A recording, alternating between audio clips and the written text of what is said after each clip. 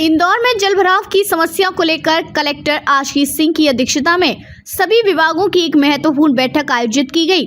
इस बैठक में जलभराव से प्रभावित क्षेत्रों की बिंदुवार समीक्षा करते हुए समाधान के लिए कई अहम फैसले लिए गए।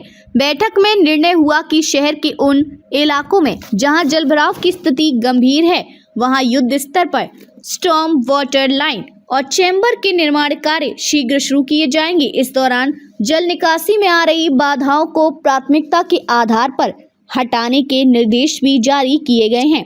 बैठक में यह भी चर्चा है कि बरसात के मौसम में जलभराव से निपटने के लिए विभिन्न विभागों के बीच समन्वय को और सुदृढ़ किया जाए। साथ ही प्रभावित क्षेत्रों में जरूरी संसाधनों और उपकरणों की उपलब्धता सुनिश्चित करने पर जोर दिया गया है। कलेक्टर ने निर्देश दिए कि जलभराव की समस्या को जड़ से खत्म करने के लिए हर संभव प्रयास किए जाएं और तय समय सीमा में सभी आवश्यक कार्य पूरे किए जाएं। इस बैठक में नगर निगम, पीडब्ल्यूडी, जल संसाधन विभाग सहित कई विभागों के अधिकारी मौजूद थे। प्रकार की चीजें हैं। एक तो जहां पर तुरंत ही हमको चैम्बर अगर बनाना है, स्टॉर्म वाटर लाइन है वहां पर अगर चैम्बर बनाना है, उसका ढक्कन उठाना है या फिर वहां पर थोड़ा बहुत संशोधन का काम करना है तो तुरंत ही अगले 2-3 दिनों में हो जाएगा, कल से ही शुरू हो जाएगा। लेकिन जो कुछ लॉन्ग टर्म के सोल्यूशन है उनके हम लोग अगले 6-7 दिनों के अंदर सर्वे करके डीपीआर बना ले, ये निर्देश दिए गए हैं। इसकी प्रोसीडिंग प्रॉपर बनाई गई जिसकी समीक्षा है टीएल बैठक में करेंगे। देना आईडी बस शहर में सर जल जमाव की जो स्थिति निर्मित हुई उसको लेकर आज बैठक की गई, क्या निर्देश दिए गए?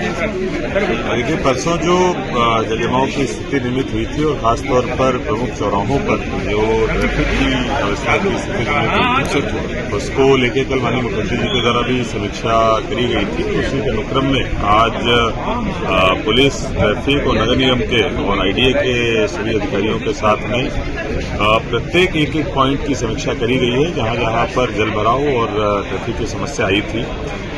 प्रत्येक पॉइंट पर किस वजह से समस्या आ रही है और उसके क्या संभावित समाधान हो सकते हैं उन पर बहुत डिटेल में डिस्कशन किया गया है।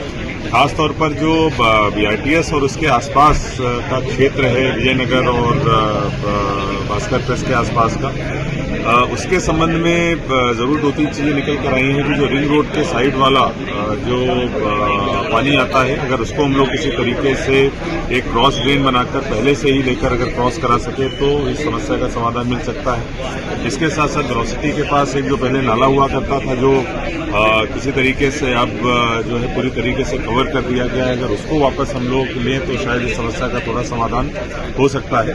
तो इन सभी पॉइंट्स पे डिस्कशन हुआ है और जहां जहां पर हमारी स्टॉर्म वाटर लाइन नहीं है वहां पर स्टॉर्म वाटर लाइन डाली जाए, जहां पर स्टॉर्म वाटर लाइन है वहां पर नए चैम्बर्स बनाए जाएं। अगर चैम्बर्स बंद हो गए तो उनको खोला जाए। कुछ ऐसी जगह है जहां पर बगल से नाला जा रहा है और वहीं पर चौराहे पे जलभराव की स्थिति निर्मित हो रही है तो निश्चित रूप से उसका बहुत ही आसानी से सलूशन निकाला जा सकता है। जैसे अगर हम लोग इंडस्ट्री हाउस की बात करें या पलासिया की बात करें या ऐसे अन्य कई भी इस प्रकार के चौराहे हैं, वहां पर तत्काल हम लोगों को काम करके उस जलभराव से पूरी तरीके से हम लोग मुक्त हो सकते हैं। जितने भी ऐसे स्थान हैं जहां पर जलभराव की समस्या अधिक हो रही है और वहां पर कोई पुराना नाला हुआ करता था, रेवेन्यू ऑफिसर्स से ये भी बोला गया है कि वहां पर हम लोग निकालें कि कौन से नाले हुआ करते थे। अगर हमको अतिक्रमण भी वहां पर हटाने पड़े या अन्य कोई भी इस प्रकार की बाधा हटानी पड़ी तो हम लोग वो भी करेंगे। प्रत्येक बिंदुवार हम लोगों ने डिस्कशन किया है, इसकी प्रोसीडिंग भी बनेगी और प्रत्येक बिंदुवार हम लोग आगे कार्रवाई करके ये समस्या कम से कम हो, जनता को कम से कम परेशानी की दिशा में काम। ऐसे कितने नाले ट्रेस हुए जहां पर अतिक्रमण के कारण पानी रुक रहा है? देखिए, ऐसे लगभग 3 या 4 पॉइंट्स आए हैं जहां पर पानी रुक रहा है और वहां के आसपास कोई नाला हुआ करता था। ऐसे 4 नाले चिन्हांकित हुए हैं और लगभग 12 के आसपास हमारे चौराहे से